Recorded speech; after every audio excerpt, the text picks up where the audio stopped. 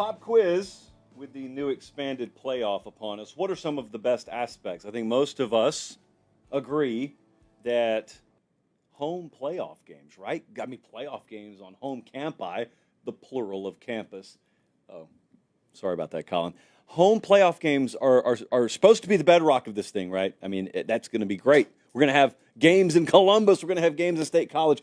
I just want to let you know I'm monitoring something very closely. Ross Bjork was doing some radio. That's the AD of Ohio State. He was doing some radio in Columbus, Ohio this morning, and he said staffing and logistics are being handled by Ohio State, but the actual game environment will mostly be controlled by the CFP. What the blank? What the blank is the best I could lead the show with. We are jam-packed. I'm watching. I'm going to be your watchdog on this. We are jam-packed, high atop, just a sparkling downtown Nashville, Tennessee on this Thursday night, December 12th, the year of our Lord 2024. Yes, I am presented by Academy Sports and Outdoors, and I am ready to discuss what some have described as the elephant in the room on this show and in college football. And you know what it is? Bias. SEC bias. I won't shy away from it. Oh, I'll talk about it, friends. I'm going to talk about Bill Belichick. He is now a college football head coach. Whomst amongst us would have thunk it? Not I. Rich Rod's back.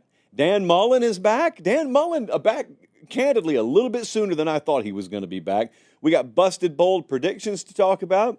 Cole Kublik recently back from suspension from this show. He is going to be joining us live a little bit later on. So we got a jam-packed show. We take no rest on Thursdays. We've got this thing loaded up. We could go for 3 hours. I'm confident if we wanted to. Is it responsible to go 3 hours tonight?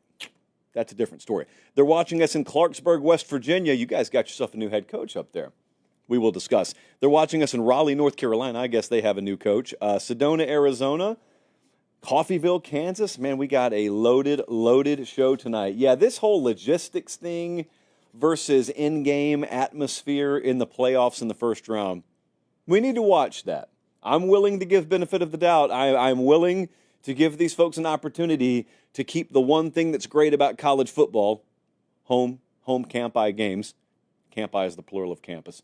I'm willing to give you a benefit of the doubt that you get that, but we're watching. We're watching. Okay, so I wanted to start the show tonight because I have not had time to talk about this, but I do now. Colin, I guess this is a pretty good endpoint for you when you edit this later. SEC bias. About an hour ago, as I'm talking to you live, I went on my old Twitter account here, and I tweeted out probably one of the most explosive sentences that I could tweet out. It's a fill in the blank, and it was just SEC bias is. And then I let the internet run with it. And, buddy, they have run with it. Cannell came in, Propaganda Cannell came in, and he just put a picture of me, which I thought was disrespectful and uncalled for. I get why Brandon Walker blocks people on Twitter now. The Danny Cannells of the world make it such that you can't do away with the block function. You have to keep the block function on there. So SEC bias, what do we think about it? I have noticed that people are accused of SEC bias, institutions, committees, and networks. A lot of different people and a lot of different places and things are accused of SEC bias. So I wanted to parse through this tonight because I've backlogged it. I've saved it. I promised many of you that I would talk about this, but we've had too much going on. But tonight, I thought, yeah, there's a little soft spot in the schedule. Let's talk about it. Some of you are right. Some of you are wrong. Now, I can speak personally tonight. I have no problem addressing this, no problem whatsoever. Some of you are right and some of you are wrong. Some of you have claimed I've got SEC bias. I sure do. I sure do. So you're not wrong about that. But where you're wrong is there's this other group who has said, you want nothing more than for the SEC to succeed. You couldn't be more wrong there. You couldn't be more wrong. Now, I think most longtime viewers or listeners of the show understand my whole viewpoint of the college football utopian model. Like, if I could have it like I want it, first off, I'd have the Pac-10 back. I'd have the Big Ten as it's meant to be. I'd have the SEC as it's meant to be. I'd have the Southwest Conference back. I'd have the Big East probably still playing football. I'd have this thing a true nationwide sport where Oregon State matters, and NC State matters, and Louisiana State matters, and Michigan State matters.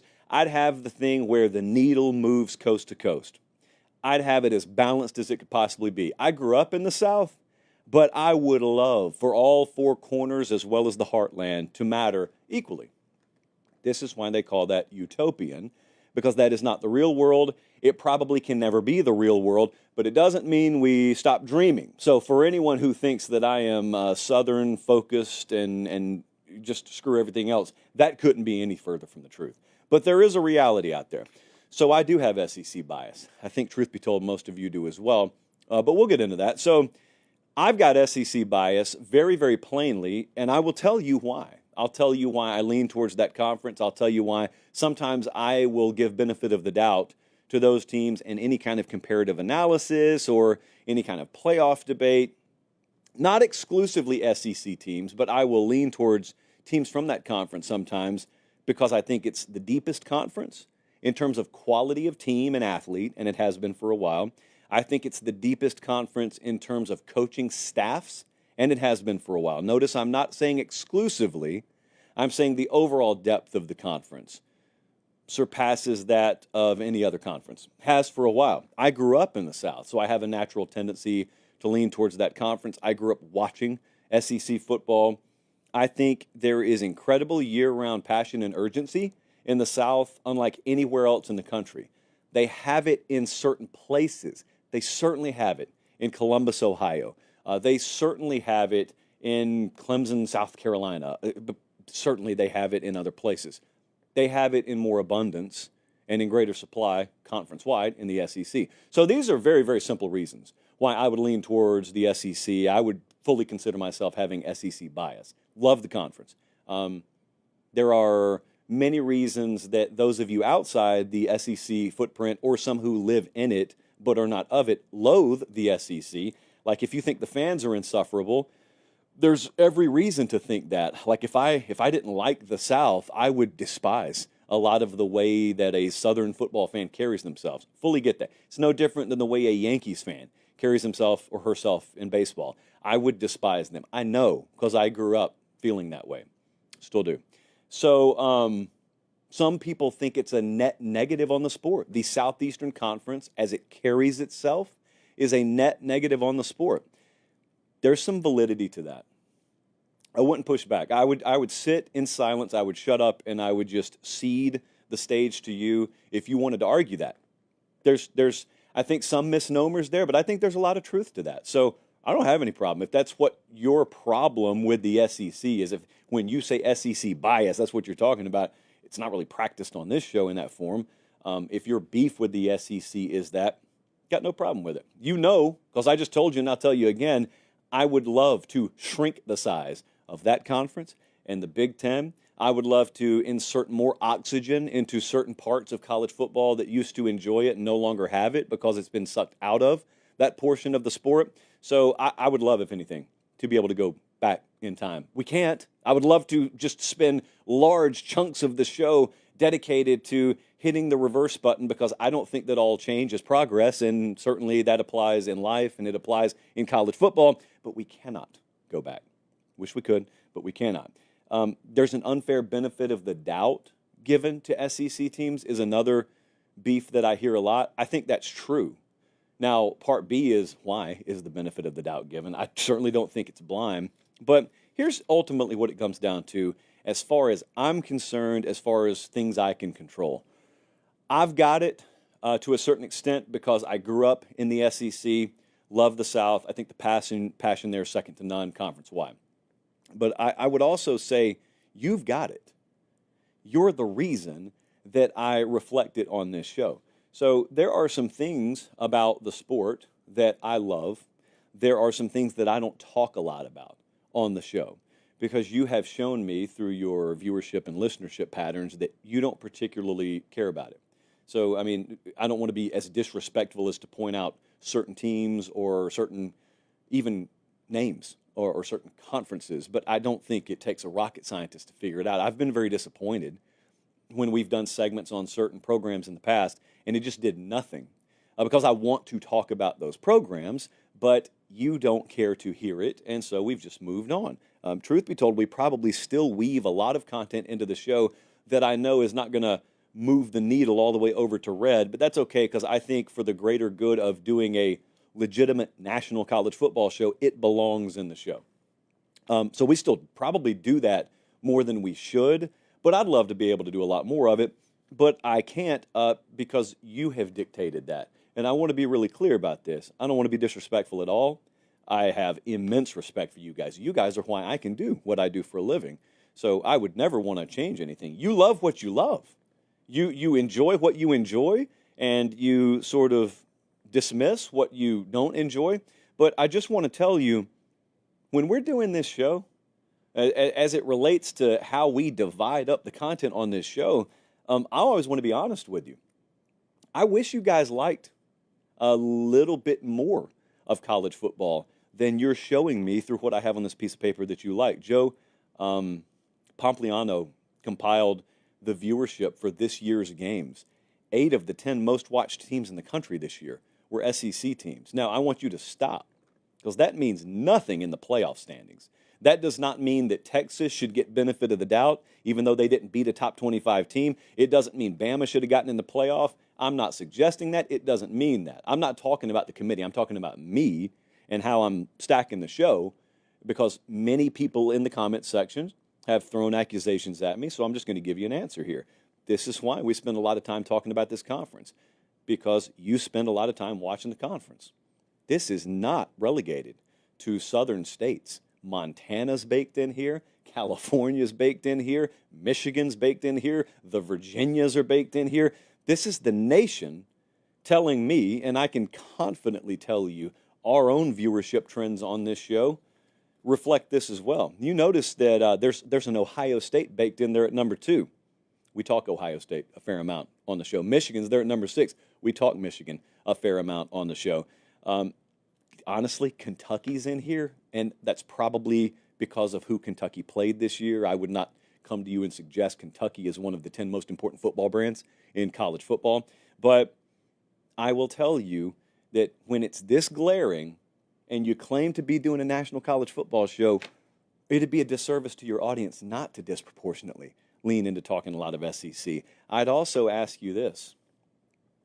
What am I supposed to do in terms of flavor of content when Las Vegas comes to me at the beginning of the year and says 5 of our top 7 teams in the odds market to win the national title are from the SEC? That doesn't mean anything. That doesn't guarantee anything. But it does suggest there is a pretty good concentration of legitimate football teams that are located in that conference. How do you responsibly talk about that conference on a national platform, national college football platform, other than disproportionately leaning into the preseason concept, at least, that there are probably going to be some pretty good football teams down there? No guarantee. In fact, I would argue a lot of SEC teams dropped the ball this year, but that was the preseason stance. Then we look at the back half. You want to talk about how bias is born. If you want to talk about how benefit of the doubt is born. If you want to talk about why people like me, if all else is equal, will probably lean at the way of the SEC, the last 18 consecutive drafts, without fail, the SEC has produced the most players. So I know that the most pro guys are playing down there. I'm going to yet again stop and say, that doesn't guarantee anything. Doesn't mean they're going to win a game. It just means that when I'm looking at caliber of football across the entirety of a conference, they're probably playing it at a pretty high level down there. I look at the beginning. That's the end. The draft is the end. The draft is when you send them off. When you take them in recruiting, 8 of the top 11 classes in the 24/7 Sports team recruiting rankings this year were from the SEC. 58 of the top 100 players in America went to play for the SEC. So I've got just logic-based metric after logic-based metric stacked up here that really does nothing more than presents common sense. Common sense is the SEC is the best and deepest conference college football, has been for a while. Doesn't guarantee an SEC team's going to win the national title. There may not even be an SEC team that plays for the national title. There could be SEC teams facing each other for the national title. That's a little more randomized than what we're talking about here in terms of stacking a show. So I did want to delve into this tonight. because we talk a lot of Oregon on this show. We talk a lot of Ohio State, Michigan on the show. Talk a lot of Miami, Florida State, Clemson. Talk a lot of other teams on the show. But in terms of a conference, man, if you did this little exercise yourself, if you took like the top 10, forget about the most competitive, just the most relevant brands, the most relevant programs, if you were to do your own show and you were to talk about the depth of a conference, I can get 10 deep in the SEC and do a segment on whoever that is and have you care. I could not do that in the Big Ten. I cannot talk about Purdue at length on this show. Hat tip Barry Odom for getting that job. I can't do that. I can't do that with Wake Forest. I cannot do that. I don't even know who it would be in the Big 12. Ironically, I would do it in the Big 12 selfishly because I just think it's the most entertaining conference out there right now. But I do hear a lot of the criticism. I welcome it. I always want feedback on the show because I like genuinely want to shape the show in the best interest of the audience instead of shaping it for me. I'm not the audience. You're the audience. Most of the criticism towards the show comes from people who don't watch the show. So candidly, I don't really care about that. Those are people who are miscontextualizing or taking sound bites or screen grabs and snapshots, and they're doing that for their own benefit. But for those of you who watch the show and you have genuine complaint about the show, always open to it. Because there are some of you who do. Always open to hearing that. I have adjusted many things about this show because of what you have given me in terms of viable feedback. But I will ask you, if you come with that, and it's about SEC bias or whatnot, is it logic-based, or do you just not happen to enjoy the facts as they're currently presenting themselves? Because I can't do anything about the facts. If it's raining outside, and I tell you rain's in the forecast, and you yell at me, it's not because my forecast is wrong. It's because you're tired of it raining. If you're tired of the SEC being on par, like on average, the most dominant conference of college football, and I tell you they still are, unless it's changing, you can get mad at it. I don't know that getting mad at me is the answer to it, but I would also say I am perfectly willing to listen to the complaints because I get a lot of them, and I do listen to them, but walk me through to a logic-based conclusion how you'd like me to do the show differently, how you would do it differently if you were doing a national college football show. Academy Sports and Outdoors allows us to do this show free of charge. We appreciate them. Appreciate you for watching. Academy, fully ready. If you're an Oregon fan, if you're an Arizona State fan, and you're gearing up, Tennessee fan, Ohio State fan, and you're gearing up for your playoff games. Some of you may be traveling. Some of you may be traveling to faraway lands. You've never been there before. You never tailgated there before. That's okay. The Academy's got you covered. Some of you have first-round buys. Congratulations if you do. Academy is, well, they got academy.com if you don't really feel like going there in person. Now, to me, there's nothing more uplifting, short of like a B12 shot or something like that, than just walking into Academy Sports and Outdoors. It's actually free to walk in. I'm not encouraging loitering, but it is free to walk in. It's going to be tough to walk out without something because they've got everything you need in there, especially if you live the kind of lifestyle folks like us live. Most of your lifestyle essentials are at Academy. And, they're medicine, toilet paper, this and that, you probably got to go elsewhere for, but 90+% of what you need in your day-to-day lives at Academy. Academy.com, if you can't get there in person. Tailgating, Christmas, just knock the list out and head to Academy to do it. All right, we've got a whole lot of stuff going on in the portal right now. Transfer portal is just ablaze. Connor Wigman, the Texas A&M quarterback, we talked about him the other night. We said we thought he'd end up at Houston. Well, in the last 24 hours, he is committed to Houston. So we got that one out of the way. Darian Mensah, kid that played quarterback for Tulane this past year. Really, really good. Jesse, I want to say 22-6. Something along those lines was the touchdown to interception ratio. It's just weird what I remember. Told you we expected him to commit to Duke. He is committed to Duke. So we went 2 for 2 there. Now, Fernando Mendoza is the quarterback from Cal. And there are many people just on the scouting side of this game who think he has NFL upside. 6'5", 225. He's the number 9 overall ranked player in the portal right now, number 2 quarterback. And Georgia, Indiana, UCLA, Wisconsin, these are some of the early names that we've heard with him. He's a redshirt sophomore right now. That's one to watch. I know if you didn't watch a whole lot of Cal this year, you may be saying, Cal? Well, yeah, Cal. Pay attention. Pay close attention. Cam Ward was an incarnate word a couple of years ago. So, yes, pay attention to Fernando Mendoza there. Malik Murphy, Jackson Arnold. Those are two other names. Malik Murphy was at Duke. He's in the portal, and they just went and got there, so I doubt he's going to exit the portal. Jackson Arnold, leaving Oklahoma. I think Malik Murphy already visited Auburn, and that was a couple of days ago. They're still in it for Jackson Arnold. Here's the thing. I think Auburn fans will attest to this. You've got the ideal blueprint of what you want at quarterback, and it's not in the portal right now. You can sell yourself all you want to as your season goes down the drain that, well, once we get into the December, January period, we'll go in the portal, we'll get our quarterback. Well, you can only get out of the portal what's in the portal. And Auburn's ideal quarterback, I don't think is in the portal right now. Malik Murphy's a good player. Jackson Arnold, good player. I don't think any Auburn fan out there who's honestly assessed those guys and has assessed the landscape would say, yeah, slam dunk, one of those two is our answer. They could be serviceable players. They could be good players for you. But that's not what Auburn's looking for. Auburn's not looking for the ability to go get a good, solid player. They want to go get a game changer. They want to find their Cam Ward. And everyone does, man. Not just you guys. Everyone wants to find that. There's not one, in all likelihood, in the portal right now.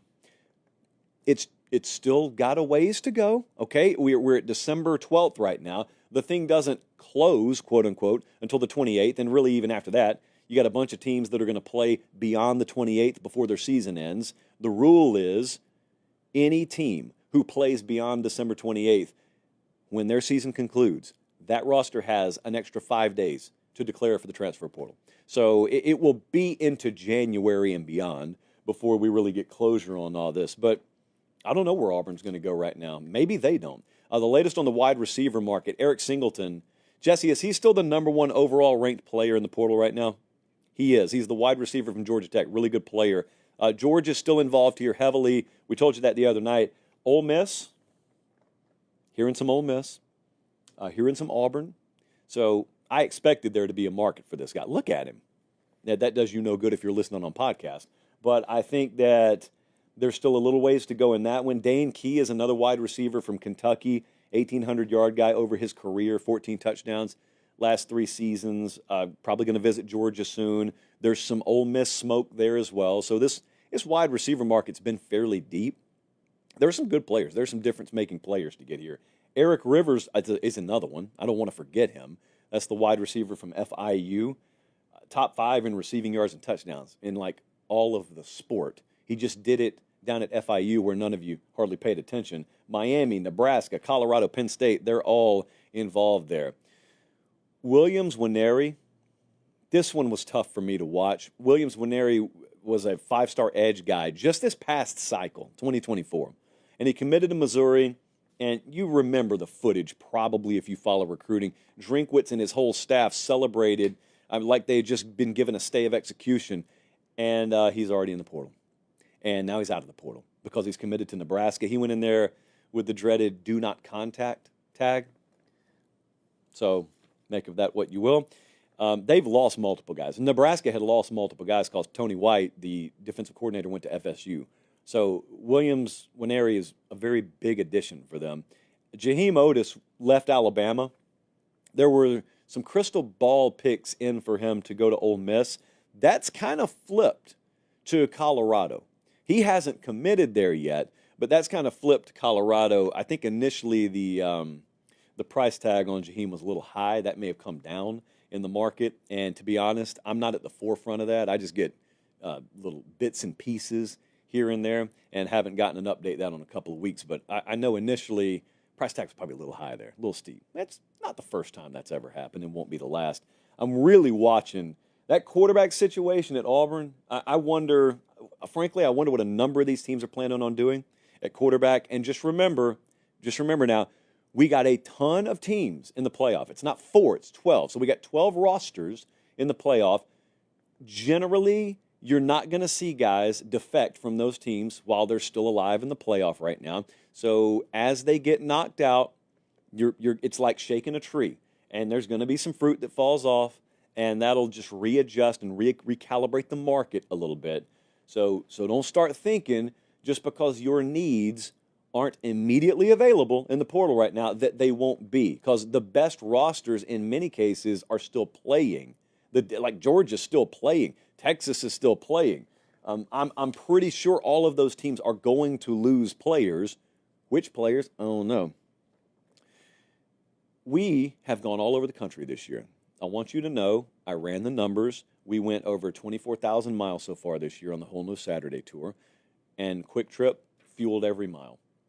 We really appreciate them. They have fueled miles for a lot of you as well. We gave away two free tanks of gas today already, I think, and that was the deal. Remember when we committed to Quick Trip, we had an entire gas station recruiting process. Some are calling it the most prolific gas station recruitment in the modern era. Their words, not mine. Their words. That's the people, society said that. And we committed to Quick Trip because Quick Trip promised to give our people free tanks of gas. And let me tell you what Quick Trip did. They gave a bunch of our people free tanks of gas, and they're still doing it, and we appreciate it. There was a rumor, and there still is a rumor, that they may just lurk in the live chat and start giving away tanks of gas in the live chat. I mean, whomstead have thunk it? What a partner Quick Trip has been. They even sent me a little Christmas beanie, by the way. Quick Trip merch. Yeah, next level, Quick Trip merch. So we appreciate them. We've been all over the country all year with them. I strongly suggest you stop by one of your friendly Quick Trip locations. The cold brew on tap is incredible. I don't talk about it enough. You guys got to go in. Next time you're at a Quick Trip, go in. I think most of the locations now have this. Just like wide varieties of cold brew, which temporarily gave me vision loss a couple of years ago, if you'll remember. Still a good product, though. They have it on tap. It's just unbelievable. In 2024, there is a lot wrong with the world, but that is something that's right with the world. All right, let's move on. Hey, it's 26 after, and we're just now getting to this. Wow. Bill Belichick is the head coach at North Carolina. I feel a lot of things about this. I feel excitement because, I mean, for obvious reasons, one of the most prolific head coaches in the history of American sports has come to our block, has come to college football. Maybe the Pate State Speaker Series features Bill Belichick one day. Never would have thought that. I feel skepticism about this. I'm not sure it's going to work. I feel curiosity about it. I have tons of questions about it, but I am very much excited. Don't take my skepticism for meaning I hope it doesn't work. Oh, I hope it works. I absolutely hope it works. But I will be honest with you. I have skepticism. Just some behind the scenes on how this worked now that it's done. This was a massive power struggle in Chapel Hill. Massive. I think you saw some headlines out there. I think some of the national guys reported that at various points, those that were involved on the coaching side in the search didn't really know who was running the search. They're right about that because there were multiple searches being run. You had the administration, Bubba Cunningham, the AD there, and the administration running a search, and then you had board of trustee members and big money folks, not a bunch of them, but a few of them, running searches, and the latter got their way and the former did not. And so Bill Belichick is the head coach at North Carolina now. Now, just because there's a power struggle doesn't mean it doesn't ultimately work out. It does mean that it's a little messy and contentious behind the scenes. This one, I'm just going to say, the drama was kept under wraps as much as it could be kept under wraps. And the press conference today looked nice, but there were some people on that stage who at various points did and didn't have control of the situation, and it's college athletics, man. It's college athletics. So to me, the Bill Belichick at North Carolina story all comes down to one question, one word, really, expectation. What is your expectation? Because I need to know that before I can know how to talk about this. Most of you, historically, when it comes to North Carolina football, expect make a bowl, gun for an 8-win season, 9-win season every now and then. And if that is your expectation level, they could be okay here. They are paying him $10 million a year, though. So typically when you get $10 million a year in this sport, you are meant to be contending for much more than just bowl eligibility and much more than a nice, solid 8 or 9-win season. You get paid $10 million a year, you're supposed to be competing for playoff spots. Is it reasonable to expect that in North Carolina? Is it reasonable to expect that Bill Belichick can elevate the University of North Carolina? There is a necessary commitment to football that has not existed at North Carolina that only Bill Belichick was going to get here. So this is the follow-up to a lot of the drama that happened behind the scenes in this coaching search. Summerall was the guy. John Summerall at Tulane was the guy. He was the guy the administration wanted. At various points, they thought they had him, but there was never the rock-solid certainty that the commitment to football was going to be there long-term. And there was no certainty as to who was running the search. And once you realize, oh, man, the parties that we've been talking to may not be running this search, you got to get out of there. John Summerall kind of did that.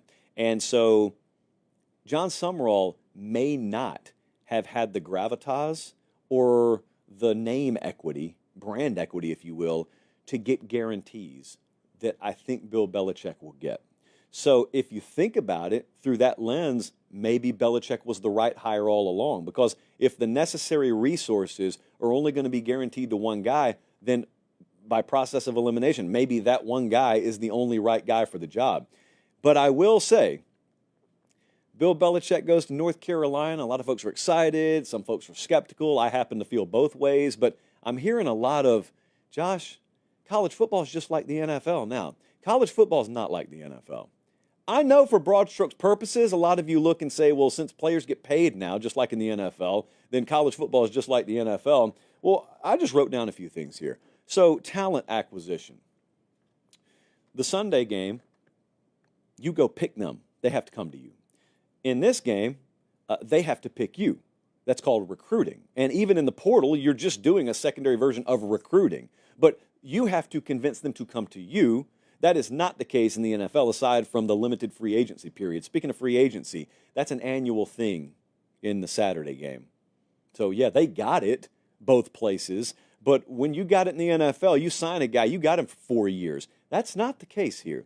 That's even if a guy were to look you in the eye and say, Coach, I'm staying for 2 or 3 years, he could be gone next week.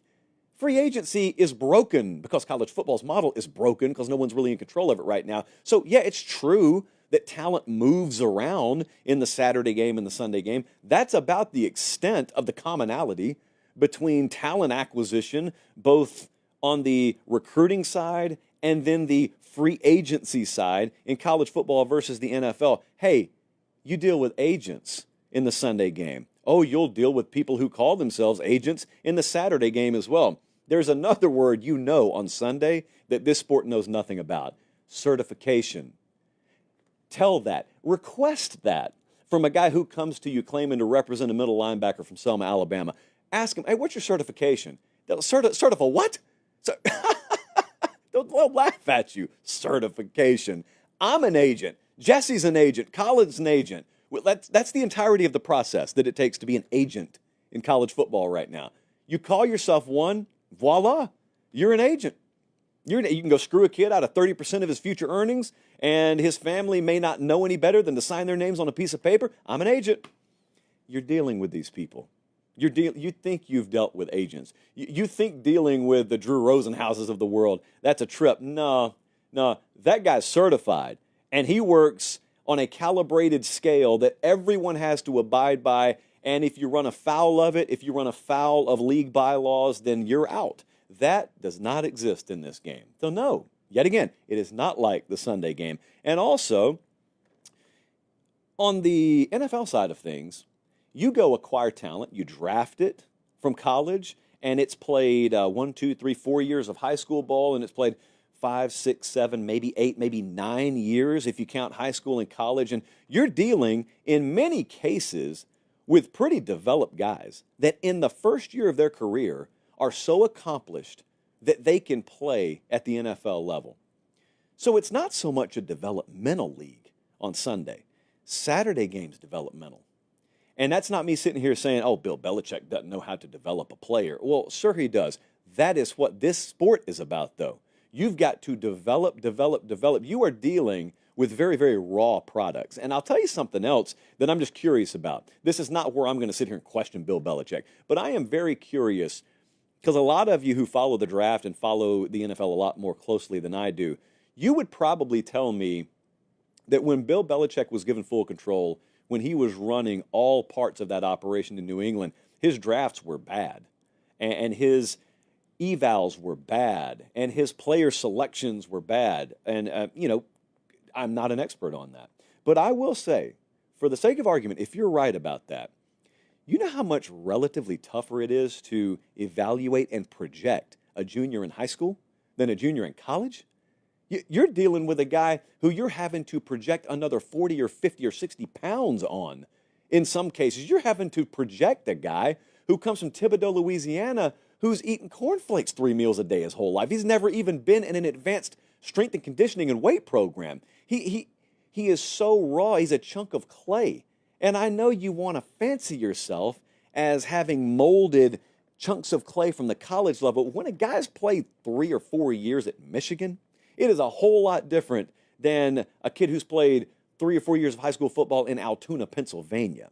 And the reason I bring that up is that eval is a lot different. And that projection piece is a lot different than it is drafting guys from college to the NFL.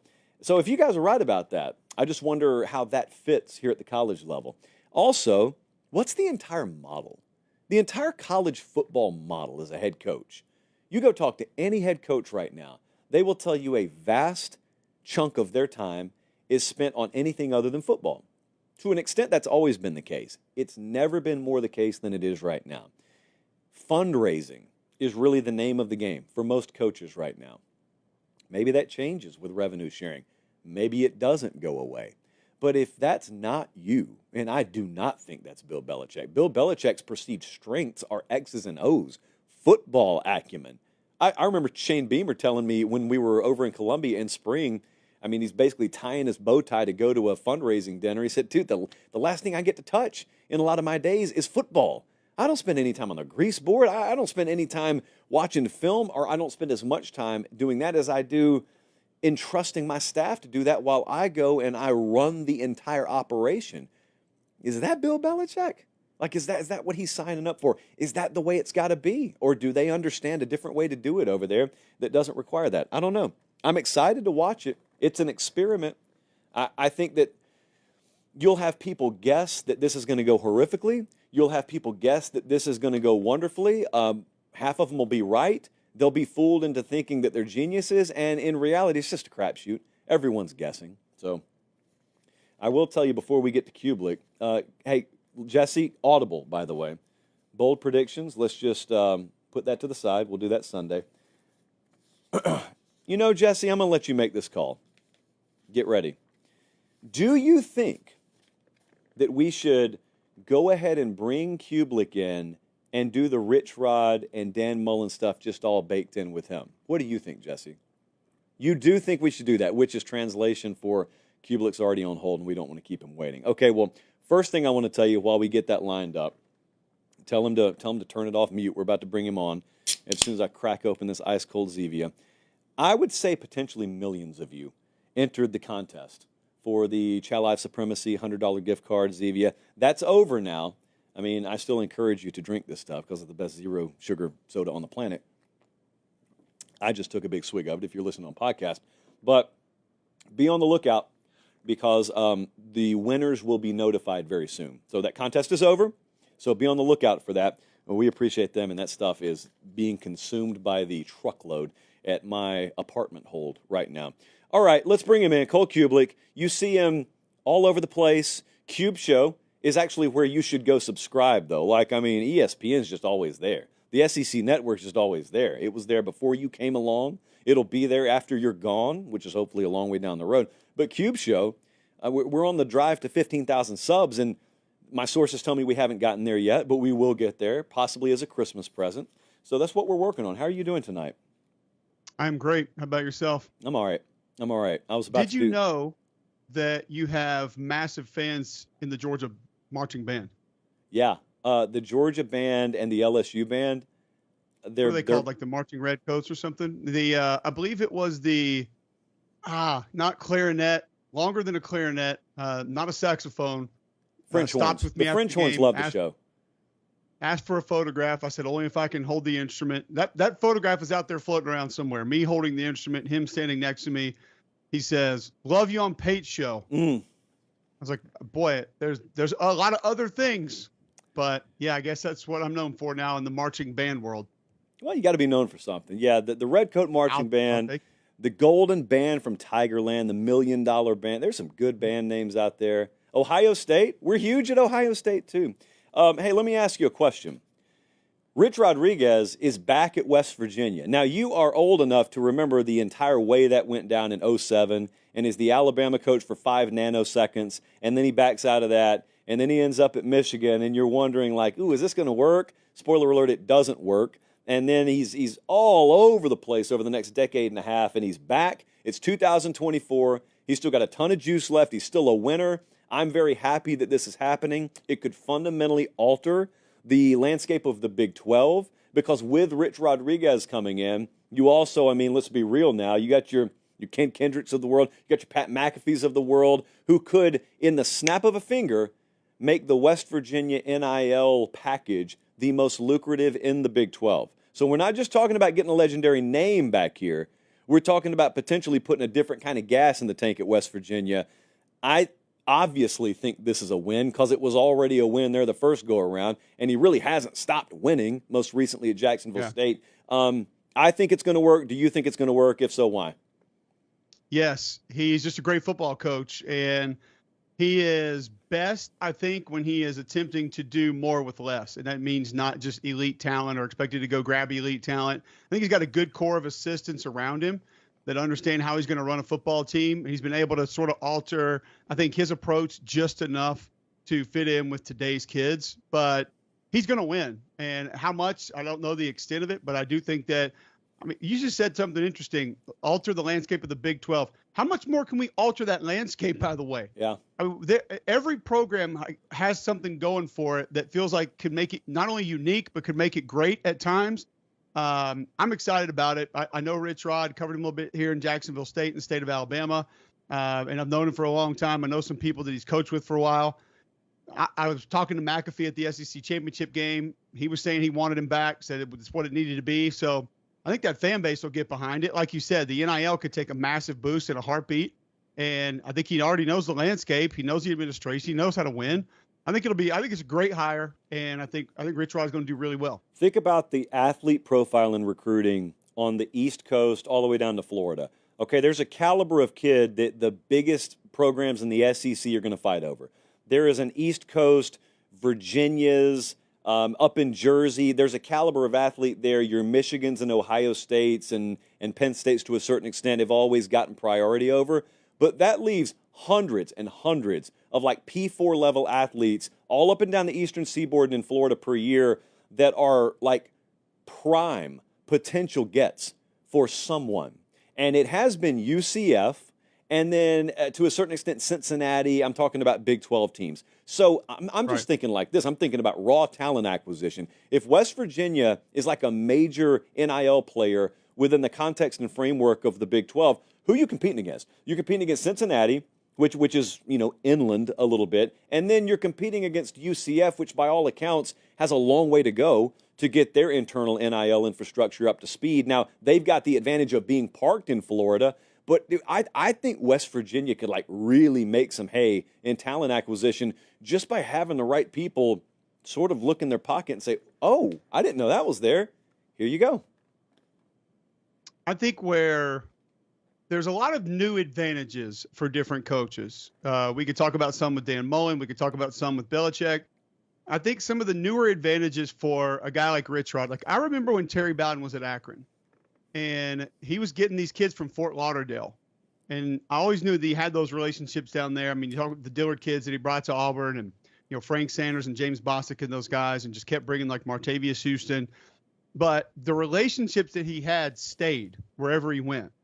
And I think that's where someone like Rich Rod right now can benefit more than people will give him credit for, Josh, is not going to that high school to get that young man immediately. Because as you stated, if Penn State, Ohio State, maybe even Virginia Tech or Tennessee want that player, probably going to get him for NIL reasons and for historical reasons, facilities, whatever else.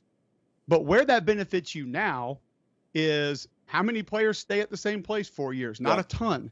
And he's got the relationships with other college coaches. He's already got those high school relationships. He'll have recruited a lot of those guys. So I actually think he might be able to have more success through the portal with kids wanting to get back close to home, or understanding it didn't work somewhere the first time, or maybe needed to get into a better fit scheme-wise than they thought they needed to coming out of high school, because they see they don't work in this pro-style system, or they don't work in the air raid, and they need to get something that's a little bit more better fit for what they're suited to do. That's where I think Rich Rod could end up having some major wins. We also have Dan Mullen to talk about here for just a second. So Dan Mullen headed to UNLV, I would say mildly surprises me. I always thought Dan Mullen would get back into coaching, but I was of the opinion that Mullen was in a really good sweet spot right now. He had exited the sport, and he exited a version of the sport that probably still wasn't quite tailor-made for him. And he was a guy who is really good on camera. So you could just go do TV indefinitely. And you've got the buyout life you can already live, but you're also keeping your name at the forefront of the conversation. I think you and I have talked about this before. No sharp coach goes into television and has their stock decrease. It's the old Gruden philosophy from back in the day. Gruden goes and does Monday Night Football for years, and his stock just continues to climb. And I thought that was happening with Dan Mullen. And what I thought Mullen was going to do is wait it out a couple of more cycles until whatever revenue sharing is becomes what it's going to be, and whatever the whole roster construction, NIL portal situation is going to be ends up becoming what it's going to be. And then I thought he was going to insert himself again, probably at a job a little level up from UNLV. But I look at him go to UNLV, and I think that's a really good laboratory for him. I don't expect him to be there in 4 years, but it's a really good laboratory. It's a really good place for someone who's sketched out on the back of a pizza box what his version of a program in the new landscape of college football is going to be. Still knows offensive football very well. Like, you don't forget that stuff. But talent acquisition, how you're going to staff, the way you're going to do the portal, how you're going to allocate resources, all that stuff. Go practice it on that stage. It's one of the best NIL programs within the Mountain West. I think Barry just proved that, and now he's off to Purdue. So I kind of get it. I thought we'd probably wait one or two more cycles. I had heard his name involved in searches, but I thought if you don't go get a North Carolina or something like that, probably wait it out. But here he is. Thoughts? So a couple things. Number one, he's a great coach. For those that don't think so, don't believe it, don't know, he's a great play caller, great offensive designer. I think guys like working for him because he's not the ultimate grinder. By the way, what you said about television, it feels accurate. Whether it was Terry Bowden going back, whether it was Mac Brown going back. You just mentioned Dan Mullen. So are you saying Saban in 26 or 27 is coaching again? Yeah, man. I'm saying Saban will finally be viewed as a pretty high-level head coach. And so, I think he'll probably have his pick of jobs. Right now, options limited. Options limited. Just making sure the people know where you're going. I heard Purdue didn't even offer Saban, if that gives you any idea of what the landscape's like right now. Gives you an idea where they are. So I think what you see with Dan Mullen right now, and once again, new things that benefit old coaches. You have seen the golf in Las Vegas, in Metro Las Vegas area, correct? Yeah. Pretty good. Yeah. All right. So Dan's down for that. He's going to like that. Once again, the second time around philosophy of it didn't work in one of these college towns. Would you like to come hang out in Las Vegas the last 2-3 years of playing college football? By the way, my team score points. We play in the same stadium that the Raiders do. And look at our facilities. They're brand new. We also have pretty good NIL because we have billionaire Fertitta Brothers behind us. Good luck finding that somewhere else at the same level. Oh, and we were 1 win away from the playoff. So if you're thinking that that's like a pipe dream, we're not going to be able to make it, it's been proven that it can happen right here, right now. That probably changes in the near future, but for now we can believe that and talk about that. Here's the other part of it. The biggest gripe against Dan Mullen was that he was not that Kirby Smart, Nick Saban, Ed Orgeron, just ferocious recruiter, always recruiting, like literally convincing their wives that they need to come to the game Saturday because they just felt like they needed to be recruiting, eating spaghetti and meatballs at dinner. He wasn't that guy. He's never going to be that guy. Now, Josh, yeah, it's cool to be that guy, and it probably helps to be that guy. You don't have to be that guy to get players anymore. A lot of players are looking for a check, and a lot of players aren't even going to talk to you until you can deliver a certain check of a certain amount. Well, if he's got that behind him, a lot of that does a lot of the recruiting for itself, and then he can sort of negotiate the rest of it on his own. He's got a great network. He'll put a great staff together. That's not going to be a problem at all. So once again, I think some of the new things around college football could end up benefiting Dan Mullen. And that could be guys wanting to go to Las Vegas the first time, the second time, just wanting to play in a fun offense, be living in Las Vegas, having more NIL than different teams at that level. A lot of those things are going to point to him being able to have some success. I love the hire for UNLV. I love it for him because he's in a place where it's going to be the total opposite of Starkville and Gainesville. There's going to be about 1.2% of the people walking around town are going to know who he is. And he's not going to care because he's just there to coach ball and call plays. And if he bumps into people that know him, great, they'll talk football. If not, he'll just keep jogging or playing golf that day, whatever he's doing. But he doesn't have to be the guy that stops and speaks to every single person at Publix about what their grandkids are doing and what plays they want them to call on Saturday. So a lot of this makes a lot of sense. I think he'll win. Barry proved that you can do it. And I think Dan Mullen will win also. How many minutes do you think Mullen could walk down the sidewalk in Vegas before he gets recognized? What time of day? Let's go. It'd be more his crowd around 3 p.m. No, let's go 1 a.m. prime time in Las Vegas. How long can he walk down the sidewalk there on the strip before someone says, "Hey, Dan"? Good news. 1 a.m. You said a.m. not p.m. right? I did. 1 a.m. in Vegas. You're literally. You're not even in the on deck circle yet at 1 a.m. Yes. So. You're literally sitting in the dugout wondering where you are in the lineup.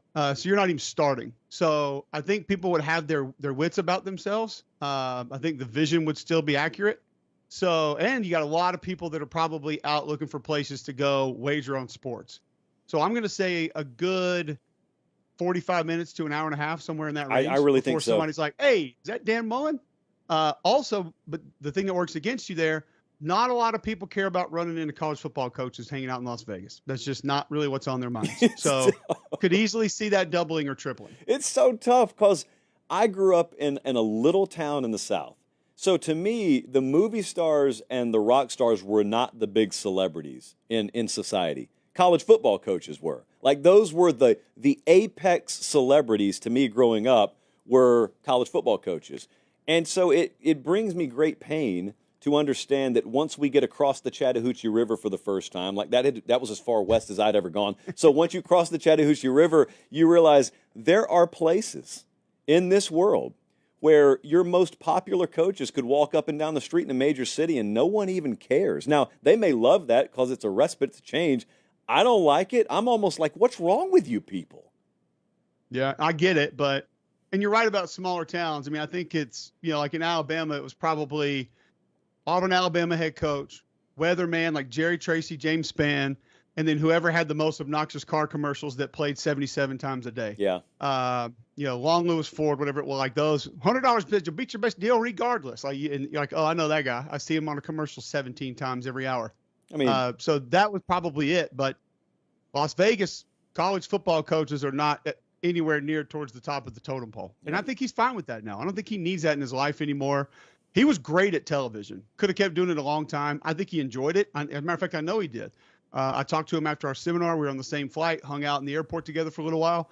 So he was happy, and he could have kept doing it. I think he views this as a really good opportunity to get in with a group that has a lot behind them, that wants to win, that's committed to winning, and then all the other peripheral things around your university and your program that can obviously benefit you getting talent to come play for you. All right, sit there for just a second. We were talking about Las Vegas. It reminded me. I owe FanDuel something. Exclusive odds provider of the show, obviously.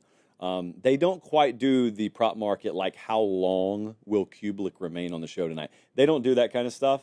But what they will do is they could give you odds on Oregon to win the national championship. They can give you odds on Georgia, Texas to win the national championship. Now, the other night, I swerved you, and I gave you a new national championship matchup prediction, and I went Georgia versus Texas, which I naturally got called out for, SEC bias, et cetera, et cetera. Those are the number 2 and number 3 teams in the odds market to win it all right now. So I would humbly suggest to you there is an alternative viewpoint there that has nothing to do with bias that could just include me thinking those are the 2 teams that are going to play for the national championship. But you can go over there right now. Got a lot of different offerings. They're the exclusive odds provider of the show, and we immensely appreciate them. Okay, college football playoffs here. I assume the morning after the selection, you and McElroy go on radio down there in Birmingham, and you have to deal with an inundation of people that are airing their grievances about Alabama not getting in. And then there may have been some other people in the state happy Alabama's not in. I said on this show that based on the committee protocol, I probably think that SMU should have been in. So I didn't think Alabama necessarily got screwed. I have a hard time watching you lose by 3 scores to Oklahoma. And to me, one of the more egregious losses of the year, period, and then have a lot of complaint. However, I've heard you talk about this. I've certainly talked about it a lot. I've heard McElroy talk about this. I've heard many people have complaints about the format and about, conference champs being the only ones that can get auto bids and stuff like that and auto buys. So I'm going to let you take anywhere you want to with this. I'll give you my thoughts on the back end. But the current state of the structure of the playoff versus how you would like it to look is what? I think I would like to see the 12 best teams in, because to me, that's what an actual tournament to, I guess, crown a national champion would be. I've never been one of just inclusion. Like we have to include this conference, this school, that school, just for the sake of doing it. I understand the greater good of college football, and I want to support that, and I want to help that. But I think we've seen now with the way that it's played out, and certain seeds are above teams that are obviously ranked ahead of them. That doesn't make sense to me, and that doesn't seem right. The unfortunate part about this is we're going to get to more auto bids, and we're going to have more of this frustration because we're going to have more teams that are probably ranked below the teams that they're seated above. And I don't know if there's a real right answer to, other than just saying, let's just rank them 1 through 12 and you're in. First and foremost, the conferences aren't going to let that happen, so it's not really worth talking about. You and I would love to see that. We're not getting to that. It's not going to go to that. It just isn't. But if it were up to me, I would want to see it play out that way. I do understand the people whose mindset is, well, you treat conferences like divisions, and then that's why they get auto bids or auto seeds, and they get a bye or they don't get a bye. The problem is, if you make the NFL comparison, technically NFL franchises are built even. Yeah. And the ones at the bottom are given advantages to catch the ones at the top. College football has not, does not, will not ever work that way. So to treat the Mountain West like the Big Ten, to treat the Big 12 like the SEC is somewhat nonsensical. Play it out. And whether you want to, the craziest thing to me, Josh, we were sitting in our meetings for Read and React in Charlotte on Monday afternoon. And there's 2 guys that are part of our show that are going on and on about how we need to bring the computers back. And it almost infuriated me, because the only thing I could think of was, do you not remember how mad Earth was letting computers judge our football teams? I mean, like, we literally thought John Connor was being chased down by robots, cyborgs, to take over college football. And now we want that back. And so I want to see the 12 best teams, and I want to see them all have a chance to win it. And then the cool part about it is we're always going to argue about 11, 12, 13, 14, 15, because some of us are going to think 15 should have gotten in. Others are going to think 11 should be out. Others are going to think 12 should be at 10. That has been the beauty of the sport for a long time. But we've gotten way out of whack with deserve in this sport and earn in this sport. And that's where I think people's vision is clouded, is they think certain teams have earned something when really and truly they've just perceptually done something that they think is better than another team, or that they deserve something that maybe they truly have not gone out and earned. And there's not always a perfect answer for that as to how to get those teams in. But if it were me, I would, because like Peter Burns was trying to convince me that we need to reseed these teams in studio Sunday when we were doing halftime of basketball. I'm not a big fan of reseeding. I never have been. Why not just choose the top 12 and then go from there and seed them 1 through 12 and have them play their way through, buys, no buys, whatever it is. So that would be my wish. It will never be granted. We are going to expand this. We are going to have more automatic bids. We're actually, you know what? We're probably going to have more automatic seeds, not even bids. Sure. We're going to have automatic seeds where it's not good enough to force your team in. We got to force our team into the top 8 or top 6, whatever that is. So that's coming too. Do you see your screen right now? This is if we were to go strict 12 best teams, There's no auto bid whatsoever. This is actually what the playoff would have looked like. We would have had Arizona State at Notre Dame, Boise at Indiana, Bama at Ohio State, SMU at Tennessee. Your byes are Penn State, Oregon, Texas, Georgia. That right there is a playoff that includes many of the teams that were already in. I think one of the notable exceptions is Clemson goes and wins the ACC, but because they had already lost a quarter of their games and frankly weren't an overly special team this year, they just don't get a stay of execution. Here's an automatic card to get you in the door just because they won their conference. And notice, even if we were to go with the proposal that you just suggested, and by the way, I'm on board with, SMU's still in this thing. They lost the conference title game. They're still in this thing. Huh. Interesting. And by the way, an interesting matchup for Tennessee there. Take the over in that game. Whew. Bama, Ohio State, very interesting matchup where I think one of the biggest impact players in that game would be a former Alabama player. Yeah. Boise, Indiana, I think would be an absolute rock fight. Arizona State could give Notre Dame fits because I don't think their perimeter speed defensively could be able to keep up with that. That's a fun playoff right there. And Oregon is where they deserve to be. Georgia's where they deserve to be. Texas, I think people would probably have some issue with and maybe want to argue about that, whether it be Notre Dame or Indiana, whatever, and that would be fine. But notice, is that any less exciting than what we have? No, I'll tell you, I'm watching this from Eugene, Oregon, and I'm going, hold up a second, because I'm thinking about my current draw and who I'd have to go through to win it all. And then here, the cluster of teams is I'd play the winner of Indiana and Boise, and then I'll face either Arizona State, Notre Dame, or a Penn State team I already beat fairly convincingly in the Big Ten championship game. Like, I out-roster all of these teams fairly significantly, as opposed to sitting there waiting for the winner of Tennessee, Ohio State. And also, sir, before we move on here, have you considered, if I'm right, let's just say we get my matchup in the national title game. We get Texas, Georgia. What if Texas beats them? How is that received nationally? We see a third matchup. A tournament, Josh. Yeah, we see a third matchup, and they've played once in that. They played once in that building already this year. Doesn't matter. This is the one that matters. This is the national championship game. So that's why you would get that giant gold muffler.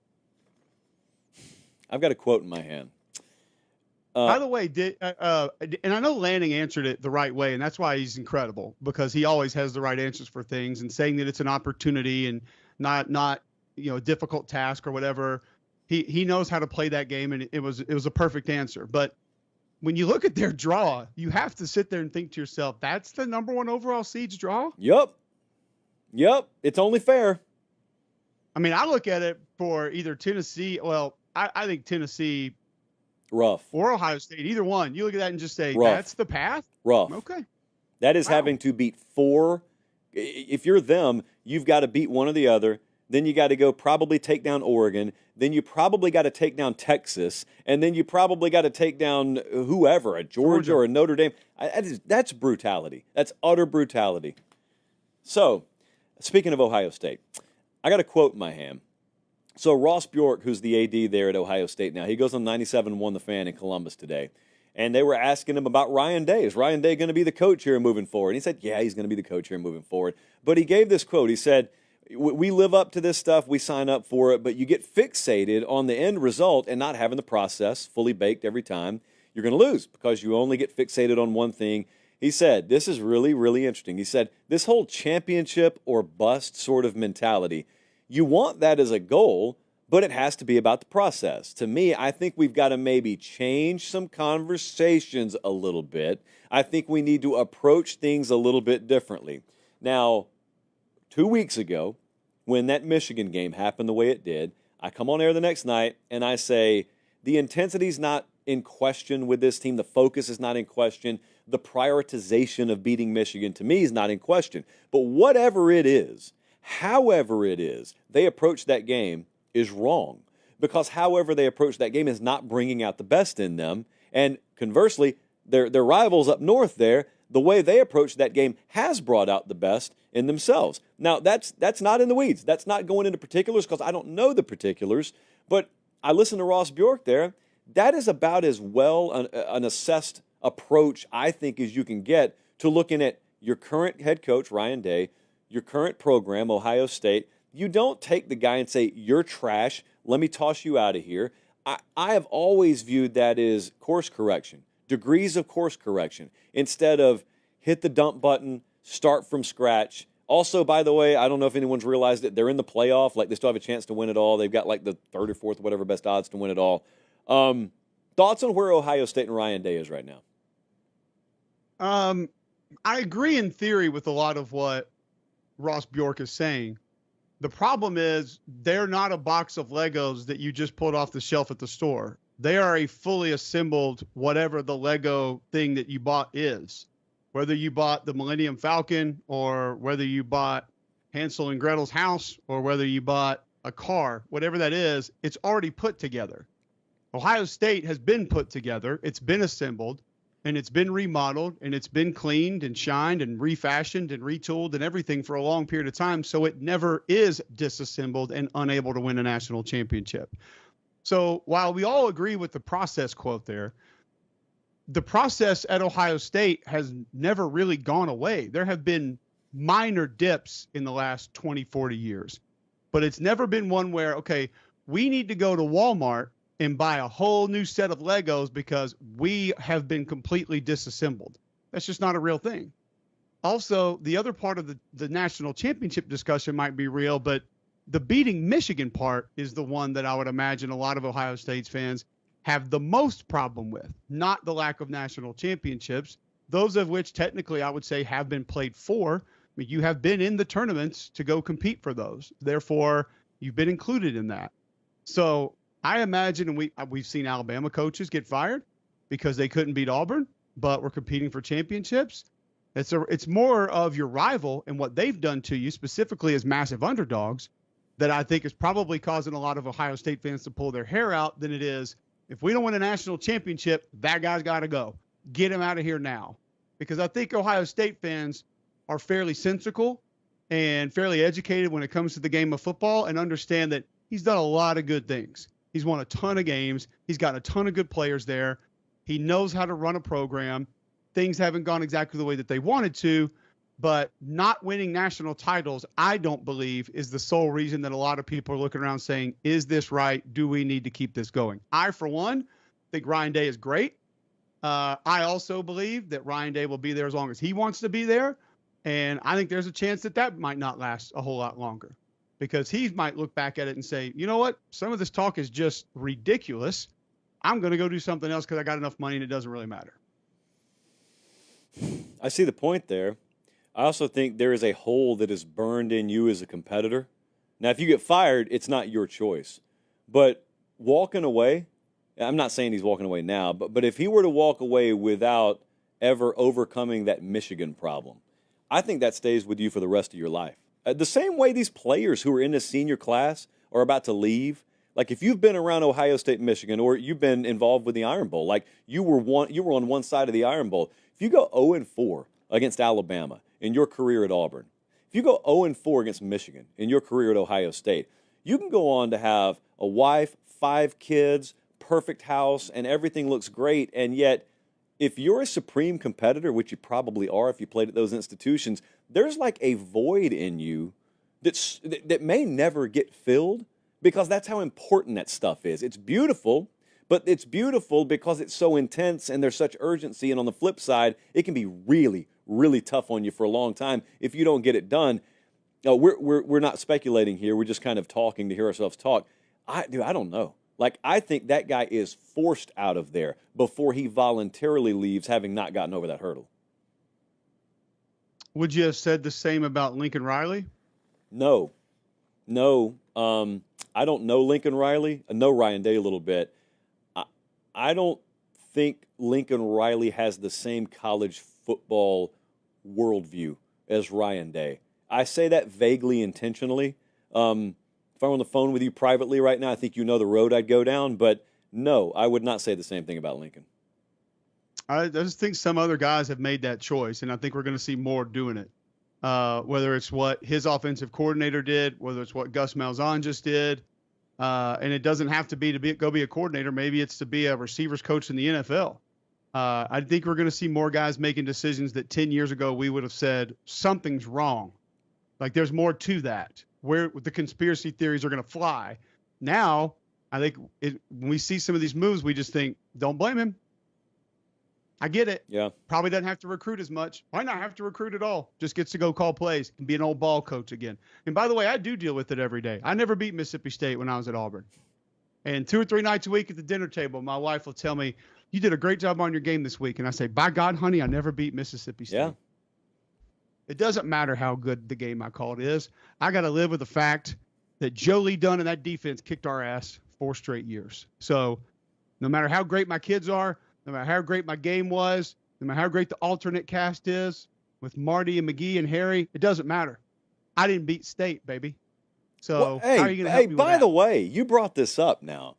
You know I'm not in the business of giving you compliments. You freely. brought this up. You brought this out of me. I know. You reenacted those demons. Well, first off, do you want to do the grease board story? Do you want to do the grease board story? Just do the trick at grease board Mississippi State story. Why not? Just go do the trick at Mississippi State grease board story. You only tell it once every other week on the show, so go ahead and tell it because we may have some new viewers around. My old offensive line coach in college used to certain games, not all games, so like LSU or Florida or Tennessee or Alabama, but this wouldn't happen. But certain games, he would walk up to the old grease board and he would say, "Here's what I think about this game." And he would write Auburn on one side, he'd write Mississippi State on the other side. He's like, "Y'all's Auburn, them Mississippi State. That's all we need. Should kick their ass." Game plan. Game plan. Maybe that's why it never worked. Yeah. Hey, you just brought up the mega cast. So you guys did that for the SEC championship, or the alternate cast, whatever they called it. And that thing's pretty good, man. Like, I have fun going back and watching the replay of that. Who was it this time? It was you. Who was it for the SEC championship game? It was me, Harry, Marty, and McGee. Yeah. So former NFL wide receiver, and then 2 NASCAR guys. Right, 2 NASCAR guys. Are we doing any more of that? Like, are we going to see that for the playoffs? No, I'm done. Or with alt cast, mega cast. Yeah, no more of those.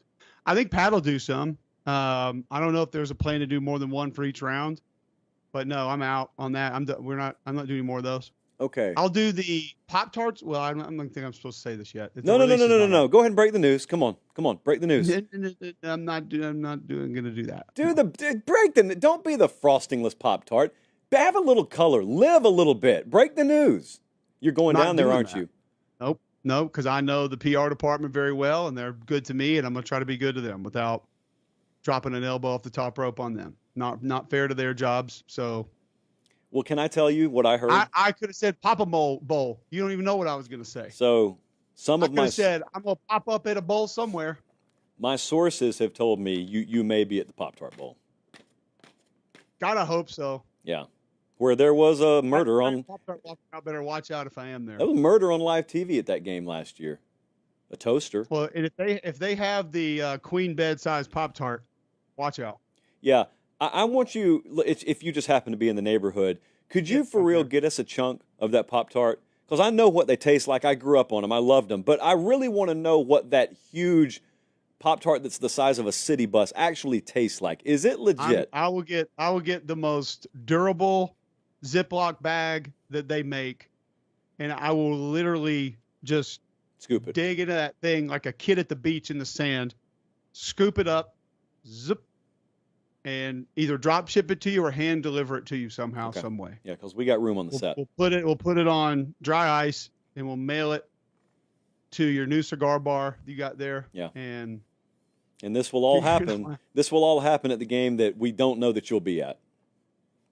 Correct. Yes, and you can chug it down with your Stevia and make it happen. Are you serious? Like, do you just hate us being successful? It's Zevia. This is Zevia. I'll send you some of this for the Pop-Tart that you may not be a part of. Cole Kublik, Cube Show. Go subscribe, Cube Show. We appreciate you, brother. I'll see you next week. Thank you.